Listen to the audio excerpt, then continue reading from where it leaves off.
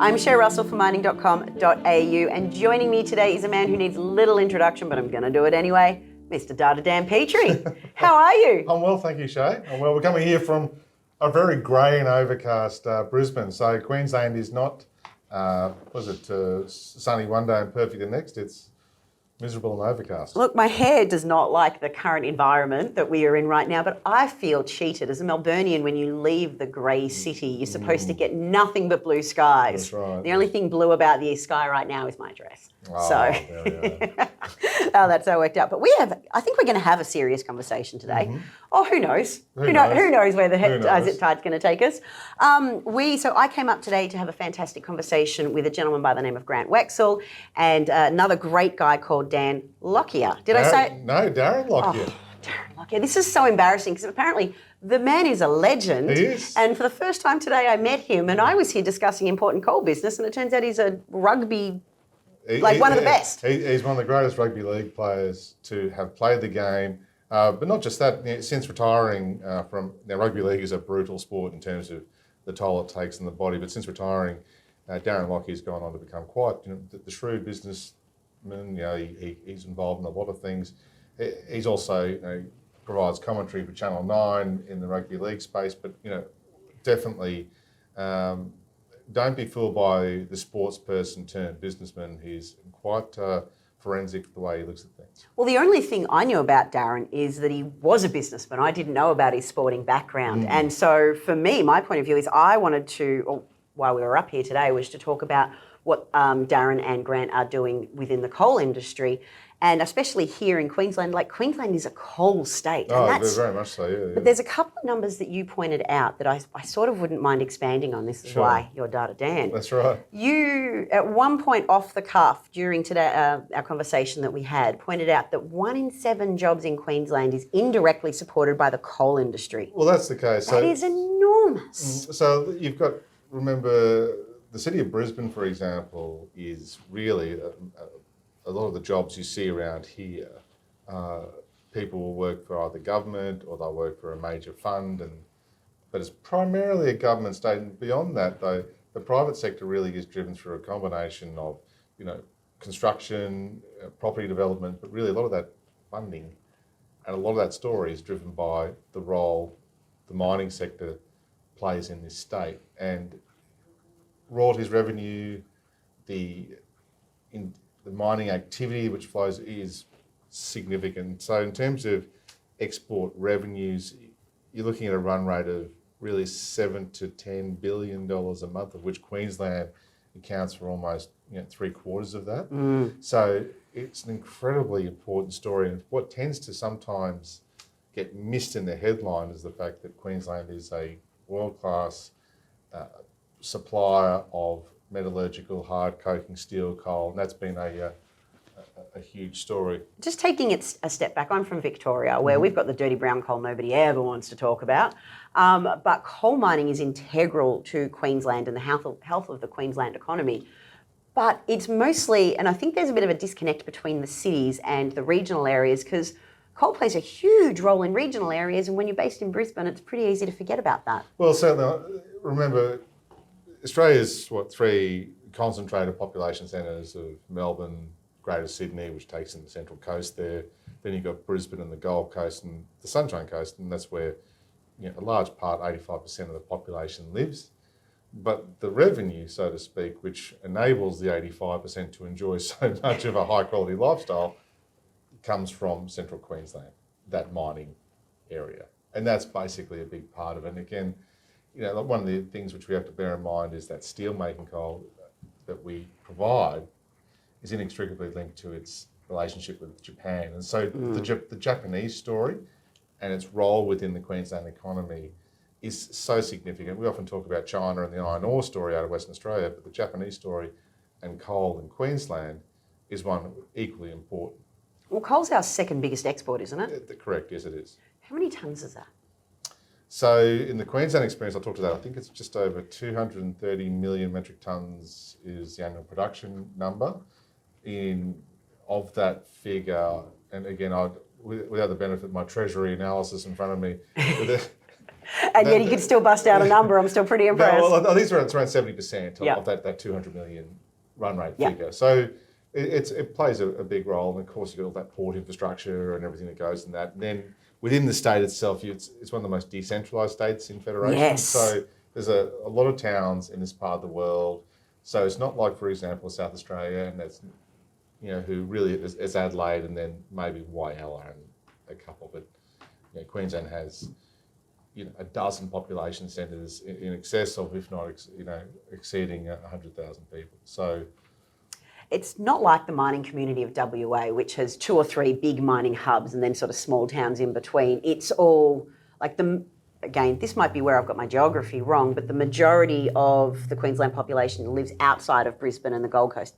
That's been the case. I think from the demographics have changed somewhat in the last 20 years. So that was certainly the case for a long time, that you actually had more people living outside metropolitan Brisbane than inside. But the size of Brisbane now, it's a significant city. It's around 2.5 million people.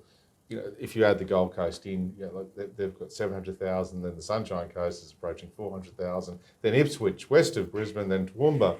You're starting to get this 3 million, 3.5 million band, and there's just over 5.5 million people living in the state now. So a question we lent on in our conversation with Grant and Darren is about the disconnect between regional areas and city areas. Now, I'm coming to you for this question because you're a Brisbane boy. How do we change that conversation?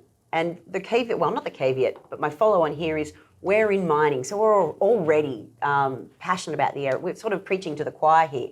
How do we change the conversation between the people who have nothing to do with this? Well, it's probably a function of federation. So if you look at Australia more broadly, you've got centralised government all throughout the land. So you've got Canberra, obviously a national government. Every country has to have one, but we're talking massive distances. And then you've got, for example, capital cities in Victoria, Melbourne, of course, Sydney for New South Wales, and Brisbane here. And so most of the population, really, they're drawn to these big centres. But for Australia, so much of the export earnings, that ability for us to be able to have this fantastic lifestyle, is driven from places which the vast majority of people will never visit.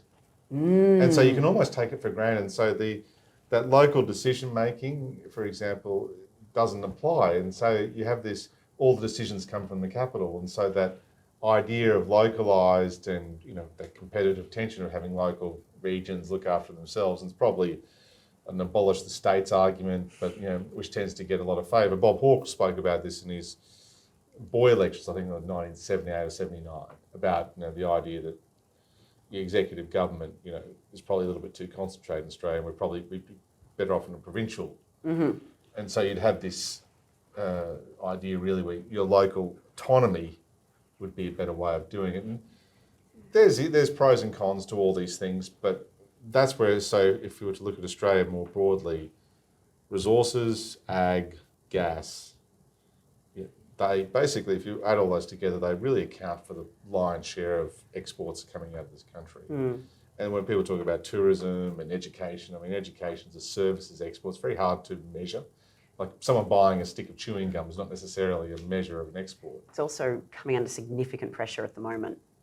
It is, and that's where you start to look at what does Australia actually have, and so it's those industries which are kind of, you're right, there's a disconnect between the thinking about those industries in the city and what's a popular thing to talk about, and while people talk about and equate areas such as environmental, sustainability, those ESG thematics, which are very popular in metropolitan discourse, for want of a better term, don't have the same resonance in the places which are generating the income. And so there is a disconnect there. I think that's probably where that education piece, which we often talk about, is probably missing. But again, we're a nation of tribes at the moment, but people talk very much, in absolutes. And so that ability for that pragmatic conversation is probably really what's missing. All right. Before we take today home, we're going to wrap up with a data question. Don't you worry about that. But what was your sort of key takeaway from listening to Grant and Darren speak? I think that the industry's got a bright future. I think that there needs to be some pragmatism around the regulatory settings, particularly around coal and royalties, and what the government can extract from its resources sector. And it really probably leads, if I was to take it further, if we were to probably keep them locked up here and Well, we could have kept going. and ask both of them every question imaginable, I think it probably would have gone down the path of where does this lead really in the taxation mix in Australia? Because you do have one industry, I would argue, that probably, is certainly paying a lot in terms of corporations tax, a lot in terms of royalties. And that's not saying they shouldn't, but it's more saying that we really should be starting to look at these areas more on an analytical basis around our taxation mix, around how we actually support business, around how we support industries, and what actually works. And I'd say that that's probably, they're dangerous conversations to have, but they're conversations we should be having. And so that's probably my big takeout. I just think our mix in terms of our regulatory environment, state, federal, local, is probably starting to show signs of wear and tear, and it does need an overhaul. It does need to become part of the national conversation. To take us home today, we've got to talk data because you are Mr. Data Dan, That's right. whether you like it or not. That's right. We had the non-farm payrolls in the US come out last week, surprise to the upside. We had the ANZ jobs come out locally this week, surprise to the upside. Tell me, what data between sort of now and next week, the next 7 days, going into the middle of October, is there anything we should be looking for? Well, we'll get another monthly inflation print later, but I wouldn't put too. I think that's actually starting to trend more in that moderate range, which is probably hitting where some of the policymakers would like to see it. In terms of more the business confidence data is what is coming out from. So NAB, that comes out the second Tuesday of every month, I should say. That's a key number to look at, and then within that NAB business confidence report is a thing called capacity utilisation. So that's anything running above 82, 83%, the economy is actually starting to fire quite well. So that's probably the area I'll be looking at the moment. Business confidence, what's sentiment saying? Because we're into Q4, and really the conversation is in Australia particularly, we are starting to, whether psychologically we like to admit it or not, once we get to Melbourne Cup, many of us start to go, well, I'll flip off psychologically till Australia Day. That just seems to be kind of, that kind of... My boss is watching, absolutely not. Well, but the thing is, the economy does, like key things start to, you can just see that the activity in some sectors starts to fall and moderate, and so and you get the end of school, and so you start talking the conversation, what's going to happen in 2025. Yes. And so that's probably what I'd be saying is, like, what's business sentiment? What's the forward outlook look like? And that would be the thing I'm looking at. The other one I'm looking really is some Chinese industrial production numbers. Yes, I've been following stockpiles in China. Yeah, Talk and so, to me. well, they've got an incredibly difficult pathway ahead. I mean, they've just announced a very aggressive stimulus. I don't know if they can necessarily, I mean, it's still going to generate activity, let's make no mistake, but the problem's now being reported more heavily on, in fact, the Financial Times out of the UK has been really starting to hone in on this, and this idea that they've probably built far too many flats. They've got a glut of units and apartment blocks in cities where people don't necessarily want to live. They've got a demography problem in the sense that they've got a population in long-term structural reduction mode, which like even 700 million people sounds like an incredible amount of people. It does generate a lot of activity, but not as much as 1.2 billion. So that quantum is actually quite a significant. So these long-term stories, of what can happen are being reported about now. And so that's, social policy coming out of China is a really big one. And the other one, which is starting to get some traction, is this idea that the outward flights from China, people leaving the country, the government started to crack down on people. Capital flight as well. Yeah, so this, like there is for a country like which, many people talk about, it's social harmony, aggression in, South China Sea, those things. They're all very interesting points, but the social cohesion is the kind of magic ingredient that keeps the PRC up at night in terms of the major party there, the only party. And so if that starts to if they're clamping down on rights and movement and people, that's a very, very interesting development. And it kind of starts to lend some very interesting questions start being proposed as to why, because you start getting not only capital flight, but you get, if you get your best and brightest stay and apply their trade in another country, that's also a problem as well. This is a fascinating conversation. I would absolutely love to explore, probably in another video, because otherwise you and I are once again at risk of talking too long. We're going, yeah, but that's what I would be. I would really love to explore that, and you know what? We will be active post Melbourne Cup Day, and we will continue to explore this. I'll be burning the midnight oil till Christmas Eve. Actually, I have made some big promises on Christmas content plans for over the 3 weeks I plan on taking off, and now the bill needs to be paid, so I've got a busy few weeks ahead. Listen, Dan, as usual, fascinating conversation, loved being here. Also, love talking about coal. It is an unloved mineral that is critical to Australia, whether we want to admit it or not, and we do need to have adult conversations around it. Well, I think it's a commodity which is, there's more than a headline. It plays a significant role in Australia. Its purposes and the types of coal are different and varied. The idea that it's a one-stop shop legacy commodity bracketed under one bucket is probably wrong, and that conversation should move forward. It should, and as today pointed out, there's decades ahead in this industry. It's not something that's turned off overnight. No mining is turned off overnight. In fact, that turns out quite detrimental for mines when you do that. Just the pandemic in 2020 should give you an indication of that.